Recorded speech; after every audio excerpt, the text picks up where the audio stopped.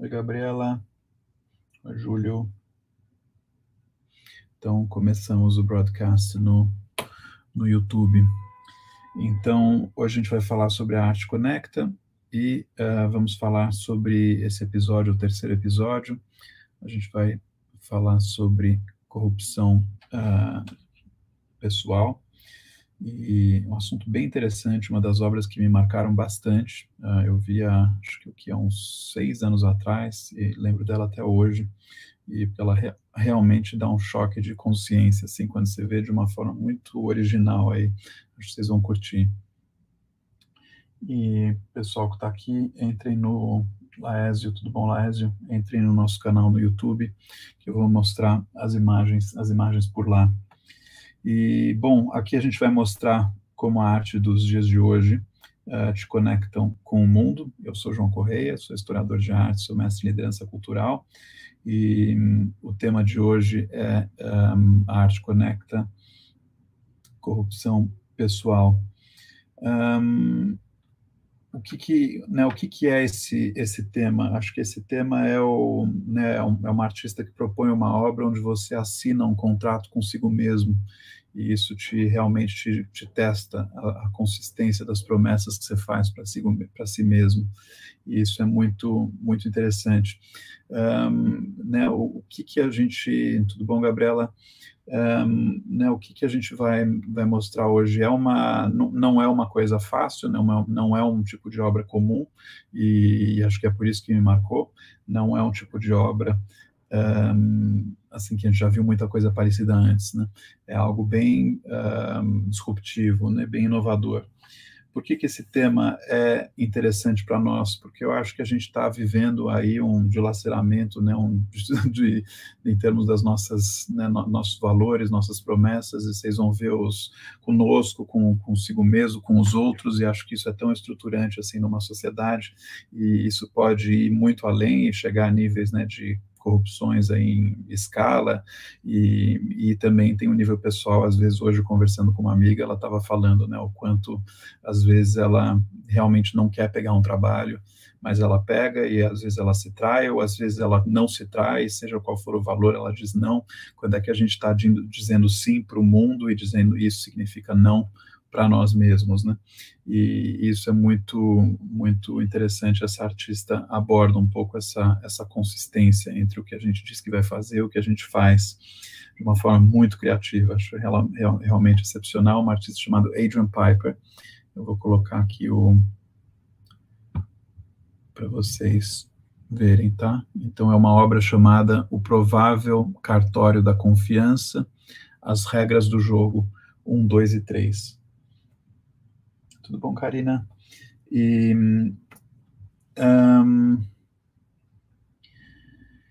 eu dei um exemplo aqui, né, dessa minha amiga ali que estava, né, questionando um pouco a gente estava falando sobre isso, sobre o quanto é bom, às vezes, a gente poder pensar, né, não vou fazer isso, e realmente não fazer, e manter essa integridade pessoal, mas o quanto é difícil e quase impossível fazer isso.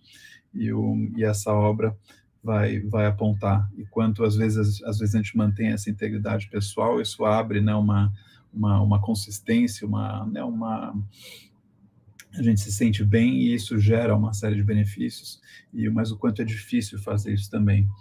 E acho que algumas pessoas vão ver esses trabalhos, vão falar, bom, isso não é arte, isso esquece, e eu estou preparado para isso faz parte do projeto. E tem gente que vai olhar e vai falar, nossa, isso é diferente de tudo que eu já vi, por isso mesmo que isso é interessante, e isso faz parte também. Acho que é um jeito errado aí da gente abordar esse tema, né, ter uma expectativa de que vai ser algo parecido com o que a gente já viu antes. Realmente a gente tem que estar com a cabeça aberta, e é por isso que, né, essa é a nossa proposta, de realmente, né, da gente começar a pensar de uma forma diferente, sair dos nossos hábitos. Então, vamos lá, estamos no YouTube, vamos seguir aqui.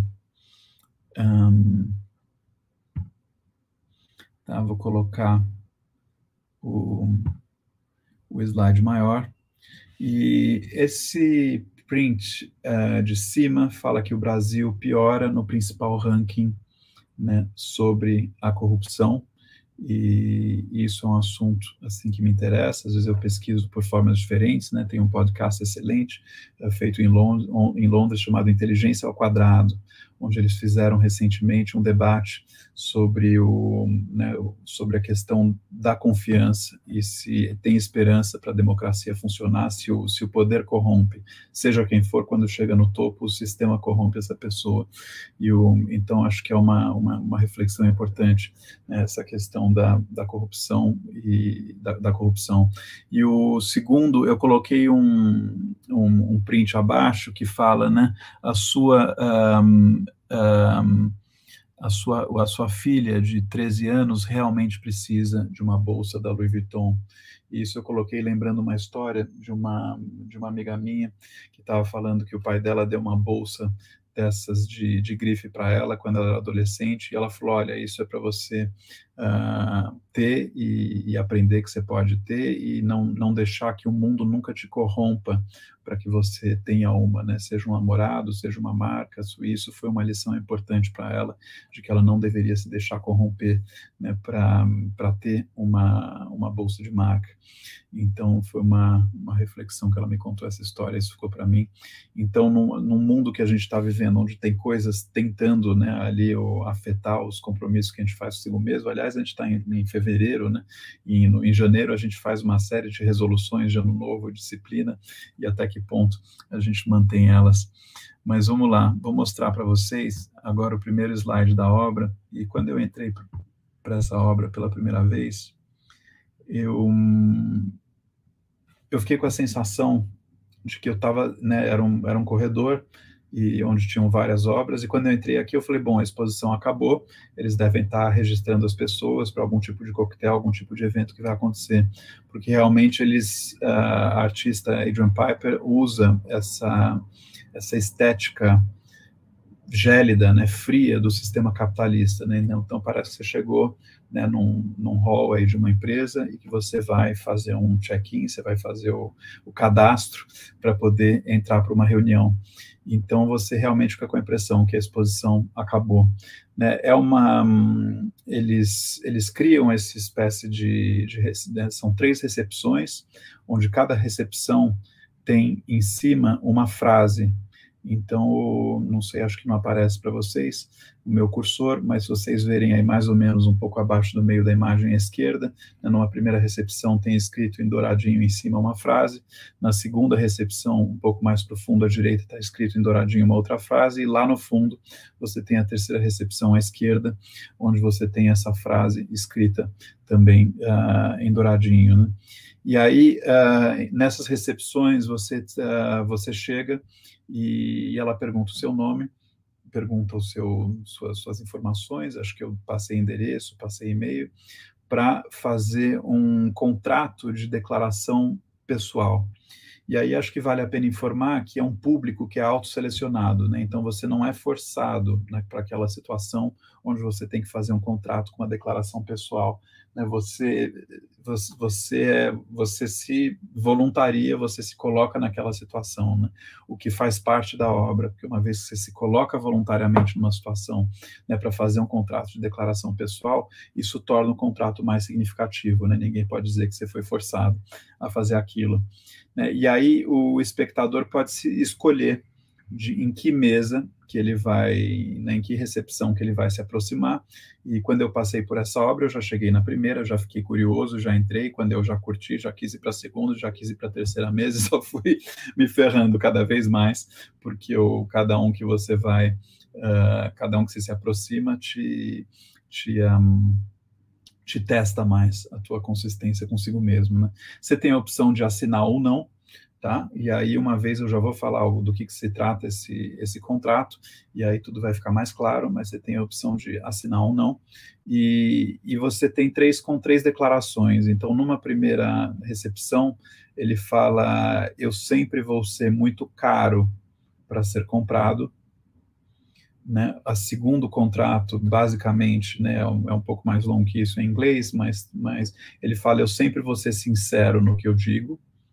E o terceiro contrato fala, eu sempre farei o que eu digo que farei. Tá? Fala Rochaman, Marcelo, bem-vindo aí. Eu sempre falei, estamos falando de contratos, entra um advogado aí na turma.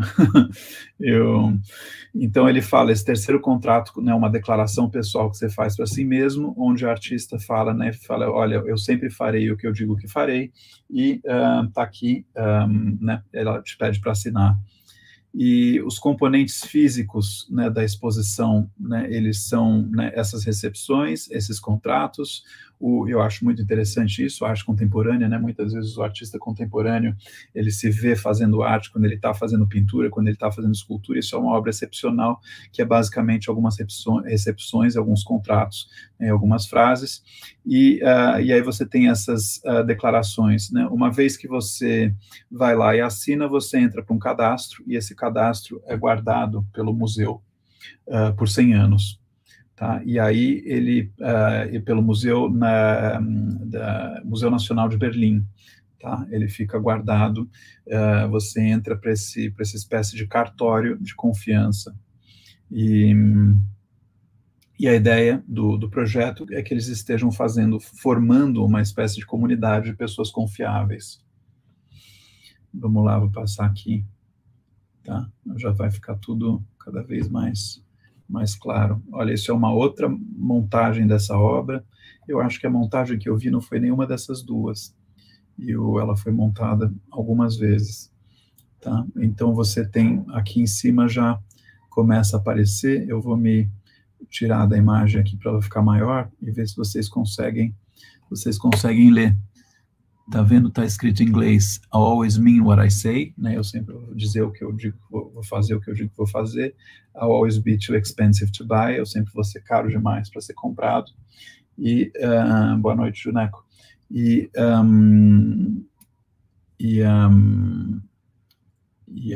a outra era, pegar aqui eu sempre serei sincero no que eu digo. Tá? Então, vamos lá para a próxima.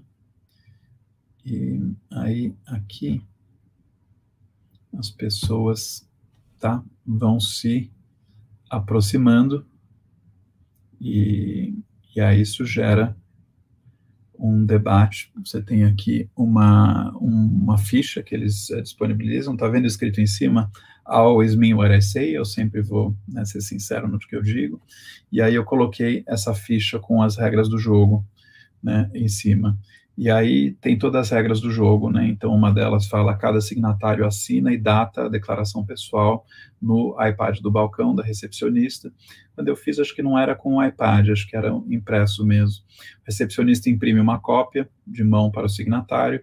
Em seguida, né, ponto número 2, o signatário lista seu endereço de correspondência no documento digital do registro no balcão da recepcionista.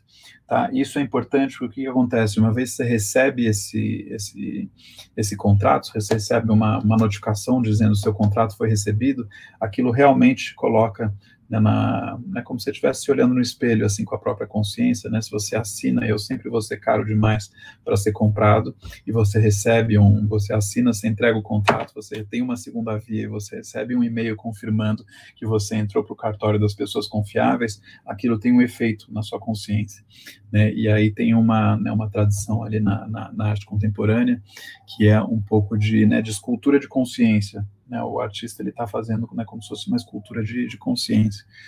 E esses são os três, deixa eu ver se tem aqui mais.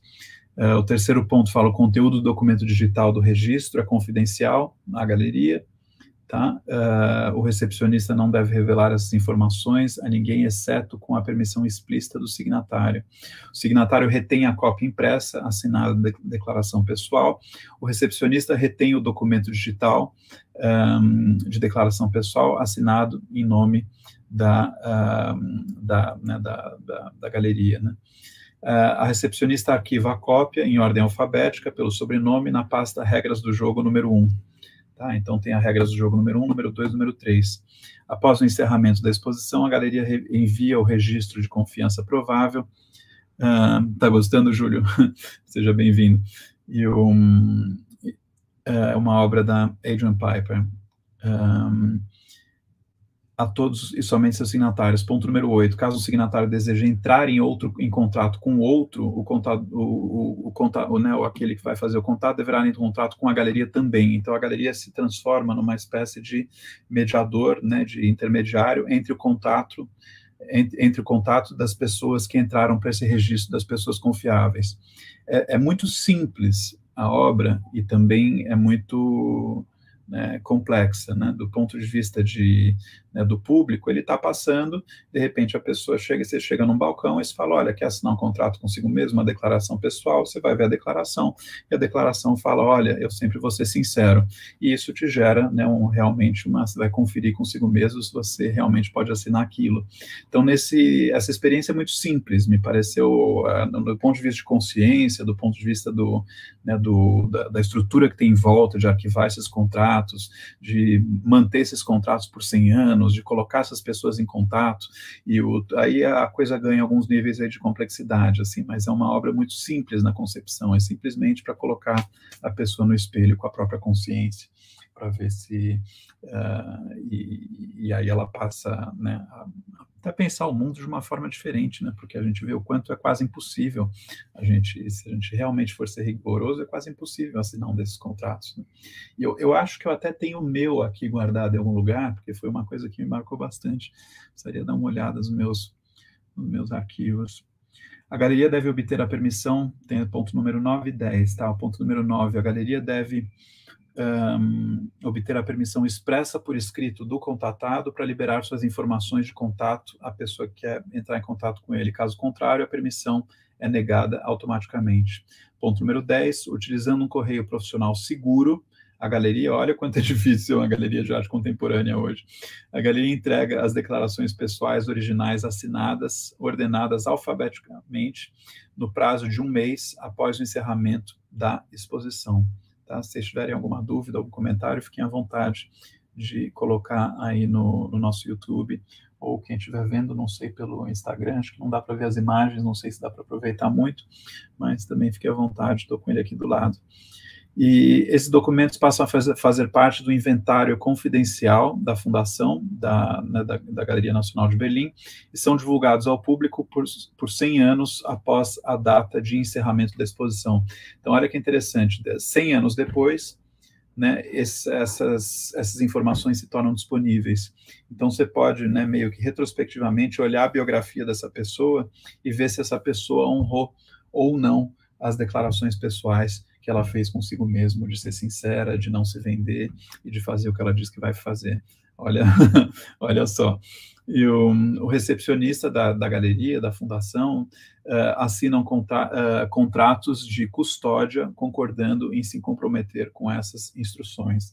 Tá? Então, a galeria ela é comprometida de que ela vai manter o arquivo desses contratos por 100 anos. Então, olha a responsabilidade. Tá? Agora, aqui eu vou mostrar para vocês como é que esse contrato em inglês, e eu vou me voltar aqui para vocês poderem me ver também. Tá? Então, esses são os 3 contratos, tá? Que eu coloquei aqui para vocês verem. E tá pequenininho aqui na minha tela. Deixa eu ver se eu tenho aqui o...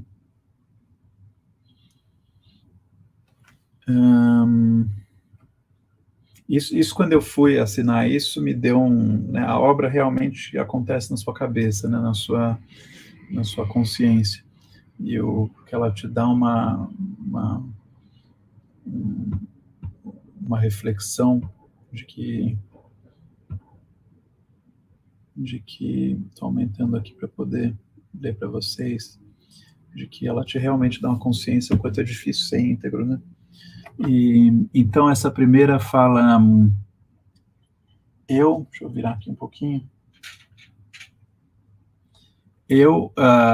que assino embaixo, nesse documento, certifico que eu vou ser sempre, e aí tem um parênteses, fora atos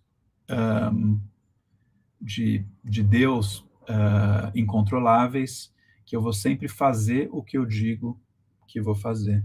Tá? Esse é a regra número 3. Acabei lendo fora de ordem. Regra número 1. Eu, que assino embaixo, neste contrato, nessa declaração, certifico que eu sempre vou ser caro demais para comprar. E aí tem a data, tem o cabeçalho da Adrian Piper Research and Archive Foundation, tá, da fundação da artista, que arquiva tudo isso. E aí o número 2, eu, que assino embaixo, me certifico que eu sempre vou fazer o que eu digo que vou fazer. Tá? Então, esse é o... Oi, Deolinda, seja bem-vinda. Então, essa é a obra que você leva para casa, né? Olha que máximo, dá vontade de moldurar e colocar. Eu acho maravilhoso, acho genial esse trabalho, acho genial. E vamos lá. E aí tem uma pastinha, tá? O cartório, o registro de confiança provável, né? Ela está criando esse registro de pessoas confiáveis e as regras do jogo.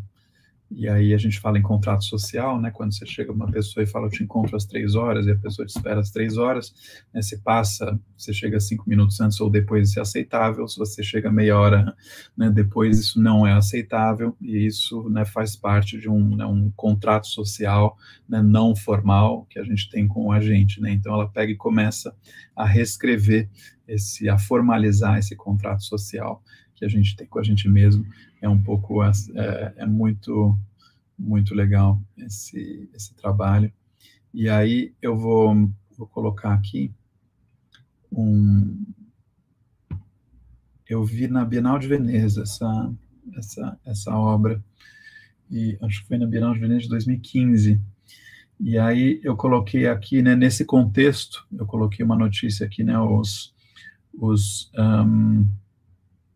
salários despencam na pandemia e mulheres são as mais afetadas, aponta relatório. Né? Então, a gente está vivendo um período onde eu estava conversando com uma amiga uns dias atrás, com a Sônia, e a Sônia falou, né, que ela estava lendo uma pesquisa, não sei se era Valor Econômico, num jornal, e aí a pesquisa falava que muitas pessoas, né, para a mesma posição, né, de trabalho, com a mesma competência, as pessoas no período da pandemia passaram a ganhar menos. E aí, o que acontece, né? Você aceita essa posição, você não aceita, ou você passa a aceitar coisas que você não queria aceitar, e o que isso acontece com a sua consciência, com seus valores, uma vez que você cede essas situações. Então, essa obra, né, da Adrian Piper é maravilhosa, porque ela formaliza, ela gera, né, ela traz isso, externaliza algo que acontecia só na nossa consciência, e gera muitas reflexões ali a respeito. Então,